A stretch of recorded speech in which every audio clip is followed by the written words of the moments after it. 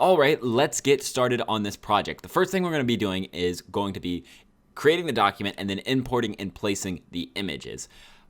InDesign is a little finicky when you're placing images. There's a couple of little caveats, and so we're going to be going over those so that you understand how images work and how you can place them with ease within InDesign. So first though, we need to create ourselves a new document. So let's go up to File, let's go to New, and Document. And what we're doing here is we're making it a letter document with 3 pica margins here, and that's about 1/2 inch in the empirical system if you want to type that in instead.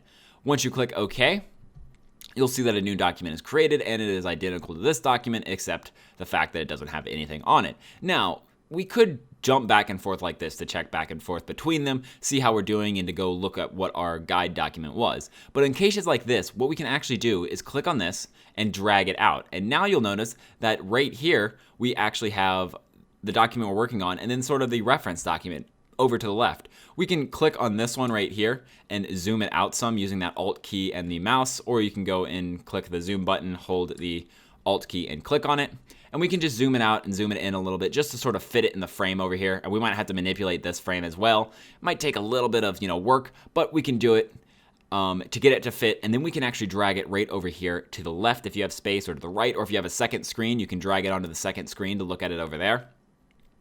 And now what we have is on the left a nice guide image, and we don't have to go back and forth between them. It's always going to be over here, and you'll probably, since this is only a 1-page document, you're never going to need to make this really that much bigger, so it's not going to be in our way over here. And if it does get in our way, we can just drop it down, and then we can bring it back up by going down here, and it's just right there in our Windows document. It's the same thing in Mac. Now that we've got our guide set up, let's get into actually placing the image. So the easiest way to do it is actually to go up here and go to File and then Place the Document. However, I want to go over a couple of pitfalls. So we're going to introduce a new little tool right here on the left called the Rectangular Frame Tool. All this does is it's going to frame out a portion of your document. So for example, if you're designing text and you want it to flow around something and you don't actually have the picture on hand, you can just design a frame and it's going to interact just like a picture, and it's also sort of like a template where you can drag and drop stuff into it. But we're going to put this frame on here so I can show you some errors that might happen when you're importing your picture.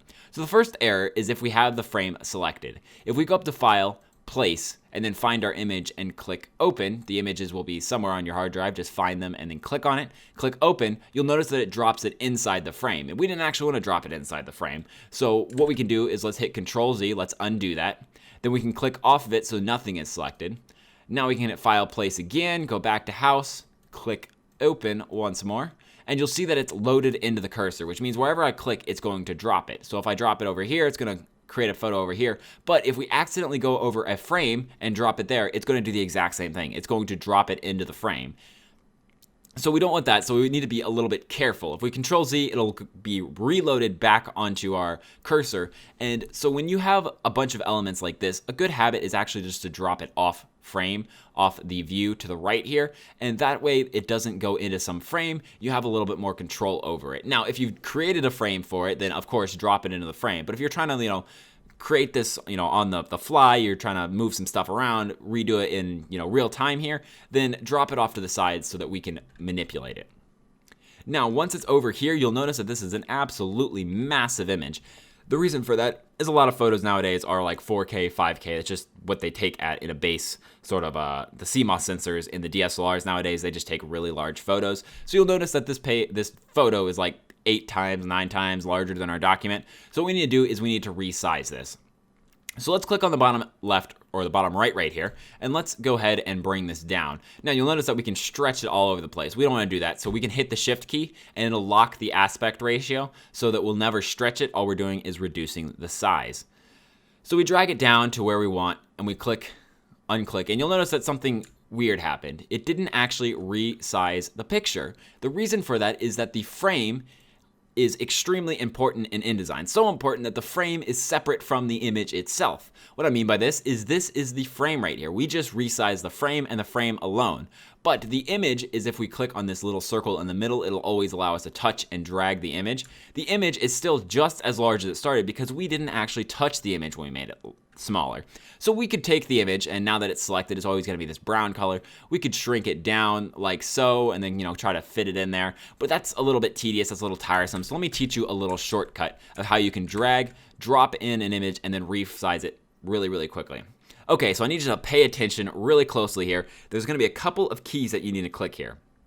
So you need to hold down the control key before you click on the right edge here. So now I'm holding down the control key, then I click on the right edge, and now we can still move it around. You see that now it's actually framing both the frame and the image at the exact same time. However, our aspect ratio is still going wild, so let's hold the shift key now, and now we're gonna lock that aspect ratio in, and when I release, we just get a smaller image. There's also a quick way to sort of fix an image. So let's actually take this frame, let's move it over here. And let's say that we shrunk the frame without shrinking the image here. So let's just select the frame, and we shrunk that down and we cropped it, but we really like this new size. You can right click here and go to fitting, and you have two options here. You can fit the frame to the content or fit the content to the frame. So if you fit the frame to the content, you're going to readjust the frame so that it fits with the picture. If you fit the content to the frame, you're going to readjust the content so it fits with your frame. So let's click this bottom one here because that's what we want to do. We created a new frame and now we want to fit that content to the frame. So we click on it and you'll notice that it shrinks the image down. So again, there's a couple different ways to do this. You could make the big image, then move this to where you want. Let's say we want it right here and we want to bring it down to there. We can now right click, fit content to frame, and works just like that. So a couple different ways to do that, but the main takeaway from here is to understand that your picture and your frame are two separate entities which need to be controlled separately. This is because frames, like I said, are really, really important, and we want to control what we display in our documents. So a lot of times we need to frame up our documents beforehand, or we need to frame them up to a perfect degree, so we don't want any wiggle room. We want the frame to be the end-all, judge-all for our document. So let's go ahead and drag this in. You'll notice that we can now move around this file, but what we don't want to do is click on this button. We don't want the orange to be lit up. So if we click here, you'll see the orange is lit up. We want the blue because now we have the frame done. We can actually delete this back one right here. And let's align it to the position that this one is, which if we just look at right here is, sort of center, a little bit down, maybe like right. You'll see that it locks, that's the center. That means the bottom of this is at the center of the document, and so what I'm trying to say here is there's a horizontal line here, and that's at the center vertically, so that's halfway between the bottom and the top of the document, and then there's a center vertically down the center, and that means that horizontally it's halfway between the left and the right. So we're perfectly center right here. So we're actually going to move it down just a little bit farther because we need some room for that elegant bayfront estate text. So let's move it down to right about there, and we are good to go on that aspect. They're looking pretty similar right here. Yeah, I'm liking that. So let's go up to, once we click on this, you'll see that it opens up a bunch of options up here. And these are just sort of nitty gritty sort of options, like we can rotate it by clicking on this button right here.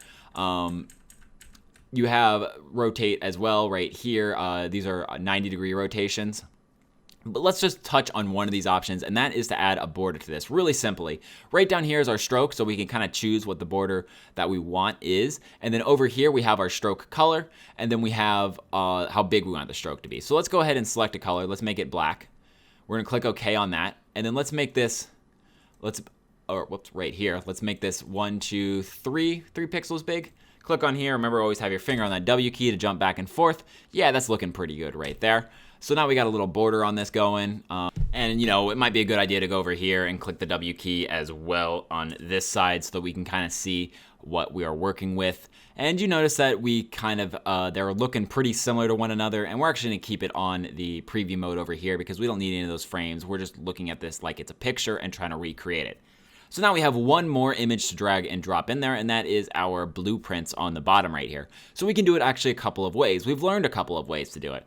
We could create ourselves a nice frame here, and let's try that method. So let's drag out a new frame here. Maybe it's like slightly square like so. And we can make sure it's selected, then go to File, then go to Place, and click on our blueprint picture right here. And you'll notice that it's really, really big because it's not going to shrink the picture down to it. So let's go ahead and grab that picture and let's shrink it down.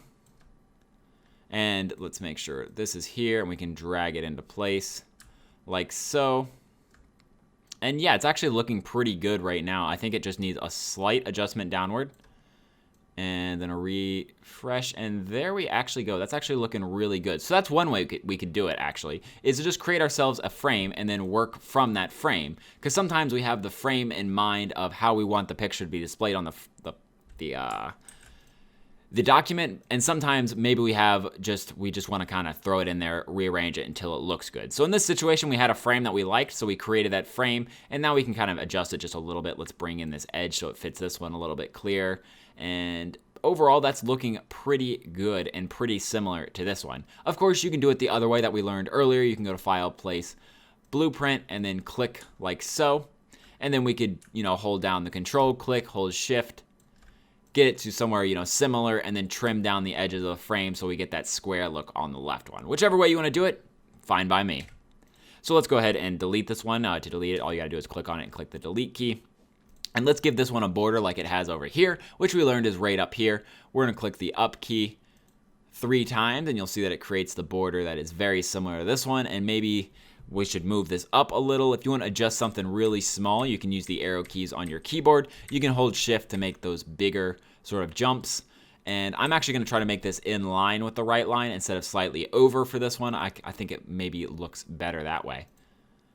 So yeah, it is looking pretty good right now, and there we have it. We've inserted our pictures, we've resized them, we've learned about frames, we've learned about how the two are separate, and we've learned about how to add a nice little border to them. So that is how you place pictures in InDesign.